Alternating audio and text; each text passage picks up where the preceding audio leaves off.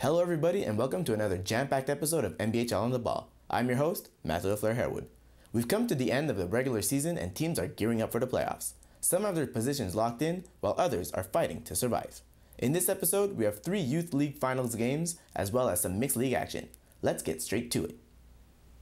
Our first game features up-and-coming talent from the Youth League. It's the first game of a best-of-2 series between Tigers and Generals. Tigers and Generals ran the league from the get-go, finishing first and second in the standings. Both have similar stats and will look to get away with the big win in Game 1. Tigers won the season series with a 3-1-1 record, but are 0-1-1 in the final 2 meetings between the two teams.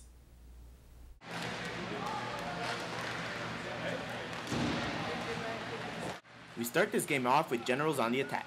The initial break-in is broken up by Tigers' Mathieu Babineau with a great defensive play. Generals get the ball back with a great back check by Tristan Nelly in collaboration with his teammate, but Colin Zagut can't finish in front of Jordan Daniel. Back at the other end, it's time for the Tigers to miss on several golden opportunities to open the scoring. While most of the action took place only a few feet away from Riley Mallon's net, the goalie did not have to make a single save, with his defense taking care of blocking shots in front of him. Generals go back on the attack later in the period. Zagur retrieves the ball in the corner and feeds it in front. Jake Gassner goes to his backhand, but Daniel makes a great glove save to end the threat. On the ensuing faceoff, the ball makes its way to Gassner, who is denied once again by Daniel's quick glove. That's Daniel 2, Gassner 0. Generals would finally break the 0-0 tie with 2 minutes left in the first. A scramble will ensue in front of the Tigers' net, and Nelly will bury the ball to give his team the 1-0 lead. With 10 seconds left in the opening frame, Gassner strips Babineau of the ball and breaks in on a 2-on-1. He dipsy-doodles around one defenseman before handing the ball off to Nelly, who beats Daniel with a backhander to score his second goal of the night. It's 2-0 Generals. Tigers start the second period off with a lot of hunger, looking to get back into the game trailing by 2. Aiden Chamberlain and Michael Wilkinson both get great quality chances, but can't beat Mallon. Later in the period, Babineau gets a chance to break in with a defender on his back, but can't beat Mallon on the initial deep or on the rebound. Mallon looking sharp in this game. Back in Tigers' zone, Daniel is doing everything he can to keep his team in the game. First he stops Nelly with a kick save before absolutely stoning Gassner for the 3rd time in this game on the rebound.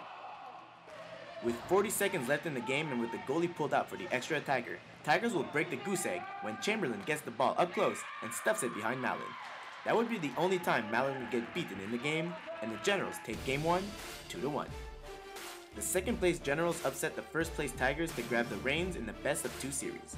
If the Tigers hope to win Game 2 and force the 3rd game, they'll need to get more shots against Mallon, who only faced 9 compared to 22 for Daniel. Gassner and Daniel, 2 players who saw a lot of each other in this bout, were named the players of the game for their respective teams. Game 2 also comes from the Youth League, where Warriors take on Giants in the first of a 2-game final to determine the V-League champions. 3rd place Giants upset 2nd place Storm in the semifinals to earn a spot in the big game. Uncontested for most of the season with a 9-1 record, Warriors face a team with a lot of momentum. Warriors have won every single meeting between the two teams, including 2 shutouts.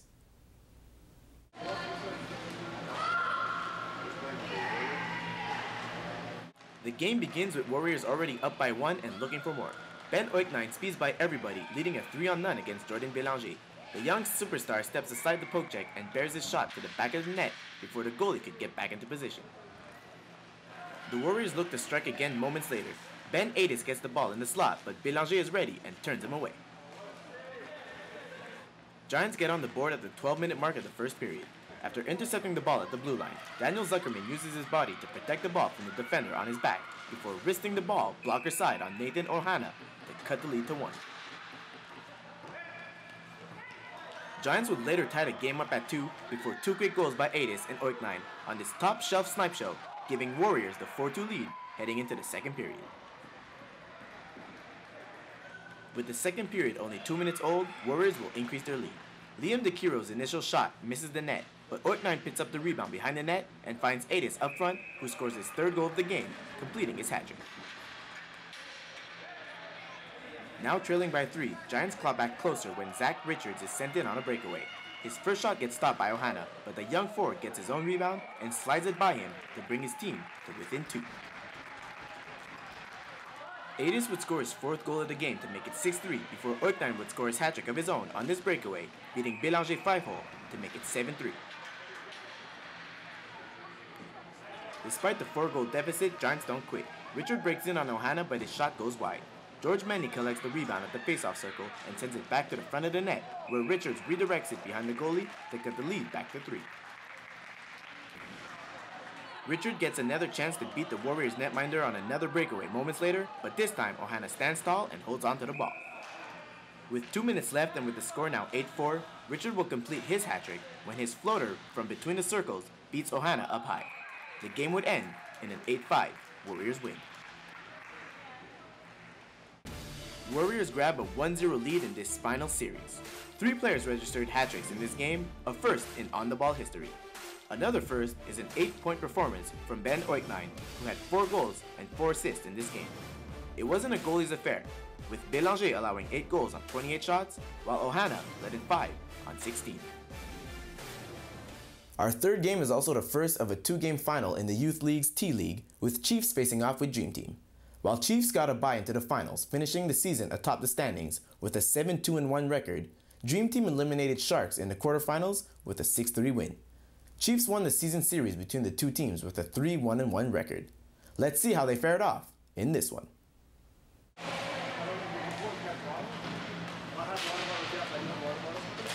Our third game begins in the Chiefs zone. Christian Medina's initial shot gets blocked, but he battles to get it back and off to Alex Daré, who feeds Nick Seguin, who can't beat Dylan Achero up high.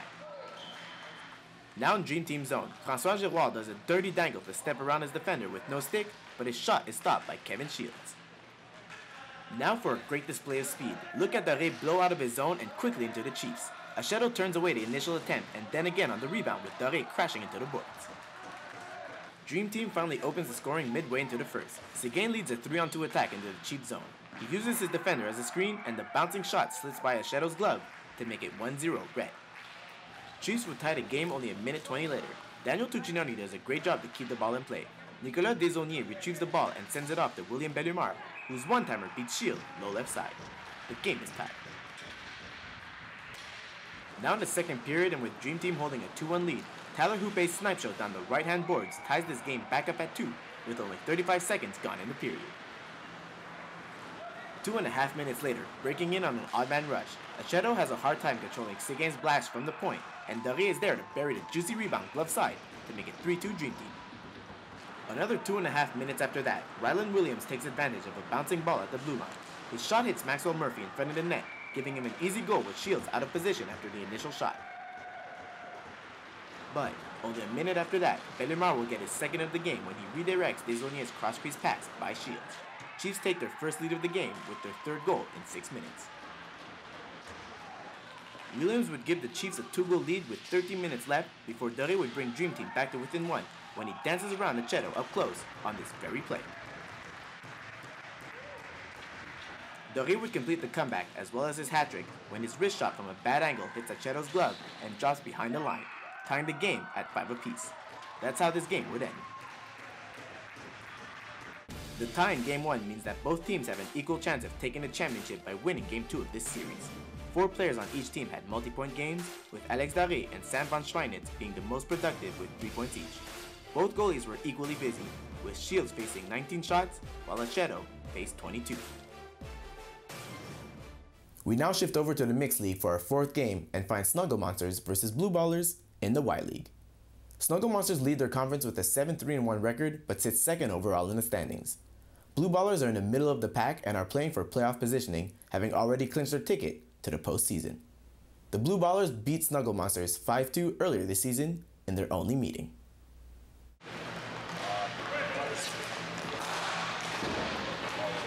This game starts off in Snuggle Monsters zone. Justin Romeo loses his battle in the corner and the ball bounces out to Owen Pake. Pate cuts to the middle and forces Matt McKinnon to make a big blocker save. Blue Ballers break the ice 5 minutes into the game. Marc-André Menard picks up the loose ball in the face-off circle and finds Kevin Stern, who was left alone at the side of the net. He buries it in. It's 1-0 Blue Ballers. A few moments later, Blue Ballers still on the attack. Joey Napolitano thinks he has an open net to shoot at when McKinnon can't find the ball, but Romeo slides behind his goalie to make the save. An unselfish play by a usually selfish player. I kid. With 8 minutes left in the first period, Nikki Weil loses her battle behind the net. Napolitano picks up the ball and feeds Anthony Gattuso in the slot. He won't miss his chance from there. It's 2-0 Ballers. Looking to get back into the game, Snuggle Monsters break in on a 3-on-2. Mike Tallarico stops Marilu Edger's snapshot and jumps on the rebound. With 6 minutes left in the first, Snuggle Monsters continue to attack. Sam Colby does a good play to keep the ball in the blue line, but Tallarico denies Mike Brown with a one-timer from the slot. Brown wins the faceoff circle outside Snuggle Monsters' zone, but John Wood coughs up the ball to Matt Healy. Healy breaks in between both defensemen, sees his first shot denied by McKinnon, but grabs his own rebound, beating the netminder under the arm. 1 minute after that goal, Snuggle Monsters will cut the lead down to 2. Brown breaks down the right wing and wins his battle against Justin Vio before cutting into the middle and beating Tallarico high left side. 3-1 Ballers. Just 45 seconds later, Blue Ballers will regain their 3-goal lead when Healy drops the pass back to Gattuso, who finishes off by sniping his shot top cheese on McKinnon for his second of the night. Now in the second period, Snuggle Monsters win the faceoff just outside their zone, and Romeo is off to the races. He almost goes coast to coast, passing around his defenders before beating Tallarico with the backhand on the rebound. It's now 4-2.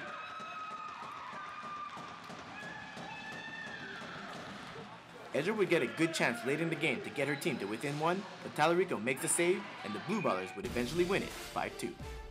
With the win, the Blue Ballers have now won 3 straight and are now playing for 500 hockey with a 5-5-2 record. The loss means that Snuggle Monsters now only have 1 win in their last 4 games, holding down a 1-2-1 record during those 4 games. Tallarico played well for Blue Ballers, stopping 23 of 25 shots, while McKinnon stopped 17 of 22.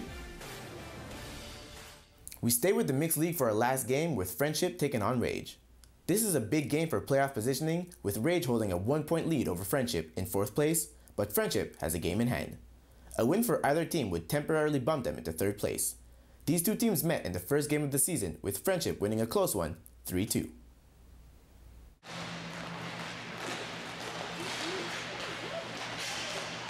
We begin this game with Rage in the attacking zone. Lauren Houghton finds Frank Tardy, who slides behind Stevie Ross and gets a good crack at Wally Zarzar, who doesn't flinch. Back at the other end, a nice passing play between Lauren Proudfoot, Ryan Steger, and Phil Daoud gives number 44 a great chance to score, but Jamie Collister makes the save. Still on the attack, this time Chelsea Privé gets around 2 Rage players before risking a good shot towards Collister, who makes the save. Friendship are attacking hard, looking to get the opening goal in the game, but Collister is playing like a man possessed, stopping every shot coming his way, including this beauty against Mike Viglis. The netminder stretches out to deny him an open net. Not to be outdone by his counterpart, moments later, Zarzar makes a brilliant pad save on John DeRosa up close. With 14 minutes gone in the first period, Friendship finally break the tie when Proudfoot sneaks in behind everybody and beats Collister with a beauty backhand for her 5th goal of the season. 1-0 Friendship. Less than 3 minutes later, Mark Kelly controls the ball in the corner. He's patient with the ball and steps around Jerry Jeffrey before beating Collister up high with a well-placed wrister. Friendship now leads by 2. Rage attack on a 2-on-4, but get a good chance to score when Daniel Peach is allowed to walk in the slot untouched. With 2.5 minutes left in the first period, Proudfoot goes into the corner and finds Viglis at the faceoff dot, who then dishes it out to Steger across the slot for the one-timer. Just like that, it's now 3-0 Friendship. Now in the second period, Privé and Proudfoot combine their efforts for a great chance up close that ends up hitting the post. Coming down the wing, DeRosa drops the ball back to Dan Staten and crashes the net. Zarzar stops the initial shot but can't control the rebound as DeRosa taps it in to cut the lead down to 3-1. Later in the period, Staten breaks in on a 1-on-1 against Viglis. He slows down the pace and tries to dangle his way around, but Viglis doesn't trip and Zarzar covers the ball. That would prove to be Rage's last good scoring chance, and Friendship would end up winning this one by a score of 3-1. The loss brings Rage back down to 500 mark, while Friendship moved 1 game over 500 with a 6-5-1 record. The line of Proudfoot, Steger, and Viglis combined for 6 points on the night. Both goalies fared off well for their teams, with Collister flinching 3 times on 29 shots, while Zarzar allowed 1 goal on 17 shots. And now for the worst play of the night. Mixed league rules state that you can't take a slap shot in a game, a rule that was apparently never told to Darren Albert, who teased one up to everyone's surprise, apologizing quickly thereafter for our worst play of the night. And now for our highlight of the night. For that, we go back to our last game between Rage and Friendship, where goalie Jamie Collister dives across his crease to rob Mike Biglis of a sure goal, a save worthy of our highlight of the night. That's it for another episode of MBHL on the Ball. Thanks for tuning in. Don't forget to follow us on Twitter and Facebook for all your MBHL needs.